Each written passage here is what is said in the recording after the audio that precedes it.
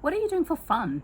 What are you doing that just lifts you, makes you feel creative, gives you some joy? What are the things that you just get lost in because you love it so much? This is day 74 of the 90-day mental, spiritual, emotional, physical well-being series. And today, the area of life we're talking about is joy, creativity.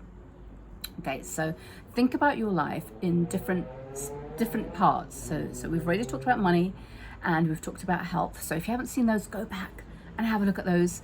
And today we're going to look at creativity and joy. So what are the things that really light you up? So as always, just think about where you are on that scale right now. Does your life have things that just spark joy, things that just delight you? Okay, do you have some practices? Do you have some hobbies? Do you have some interests that you indulge in on a regular basis? Yes, great, awesome. So, and if not, well, let's have a look at that today. So think about where you are on a scale from like 0 to 10, right? Right now, currently, what do you have going on which gets your creative juices flowing, just loses you in the moment, you just feel like you just want to spend all day doing this thing if you could? What is that number for you? So write down, grab yourself your pen and your piece of paper and write down right now, where are you in that area of your life? So what are the things that you enjoy, you love, you're passionate about? What are the things that you do currently? So you might love skydiving, but actually you're not doing it. All right, so that's not going to go on the list right now. Okay, so what is going to go on the list is what do you love and that you do currently. This might not be a very long list, or it might be, or it might just make you feel like, oh wow, I just love doing this. Okay, so what are the things that you love doing? Now, they don't have to traditionally be creative arts things, all right? So you might actually just love organizing your workspace, okay? That might be the thing that gives you joy. So, and you do it on a regular basis, okay? So put that down. You might love cooking meals for your family. Put that down, right? If you're doing that on a regular basis.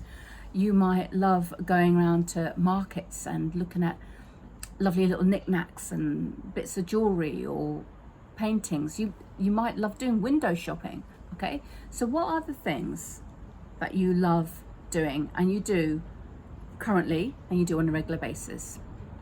Obviously, other things that could go on there would be sports. So you might love playing football or tennis, or you might work out. You might love doing yoga. You might love train or plane spotting. You might love painting. What are the things that you currently love doing? You might love playing with makeup. You might love making your own skincare. What are the things that you enjoy doing? It's a pastime. There's no particular monetary value to it. There's no certificate or exam that you're working towards. You just do it because you absolutely love it. Okay, so what are those things? Write them all down. And then I want you to think about some beliefs that you might have around these things. So what were you told growing up? What still sticks with you? What are some beliefs that you might have around creativity, around joy? How are they helpful? Or are they so outdated it's not you anymore? Okay, where do they come from? So you could have the belief that there's no point drawing, you're never going to make a living out of that. Why waste your time? Or you're wasting your time doing puzzles. Okay, so you might hear somebody else's voice telling you these things when you recall doing them, and they might have stuck with you. All right, so what are some beliefs or thoughts that you remember or that you tell yourself when you're doing this? Oh, I don't have time for hobbies. I'm too busy. it costs too much. Oh, it's all right for them. So what are some beliefs that you have that are running through your program, which creates certain thoughts and feelings and prevents you from taking the actions, or holds you back from taking the actions, or drives you towards doing it? You might have some other beliefs, which is around very positive beliefs around creativity and making things and doing things, okay, with your hands or with your voice or with your body, all right, how you express yourself. So what are those thoughts and beliefs? So if it's positive, fantastic. If it's not so negative, it's holding you back, like I can't sing, or it could be it's dancing is provocative, whatever it might be. Okay, so write down some of those beliefs, sayings, phrases that have just kind of stuck with you in your head. And as always with coaching, we get really clear around where we are.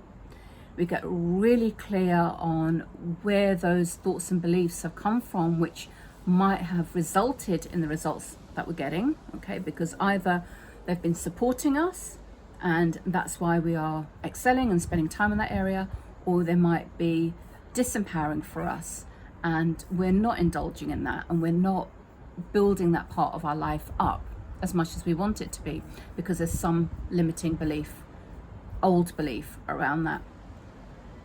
And also look at the number. What number have you given to creativity, to joy? How much joy do you have in your life really right now? Not by what you'd like it to be. And again, always be grateful and thankful for what you do have. It's not about judging that on a scale globally. It's about where you are right now. And then I want you to think about what you would love. What would you love to have and do in your life around creativity and joy? Would you want to spend more time painting? Would you want to take writing lessons?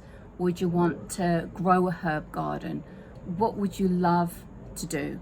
What are some things that you're currently not doing but you would actually really love? You'd think, oh, I would actually want to try that. I'd want that to be in my life. I'd want to have the time and the energy and the desire to do that. You need to have the desire, okay? So you can't just say that, oh, I'd love to go rock climbing, when actually you don't really want to go rock climbing, okay? So just kind of trust your intuition with this, okay? You might want to just put your hand on your heart while you think about these things and just allow a download to happen. So what are some of the things that you would love to have happen in your life, right?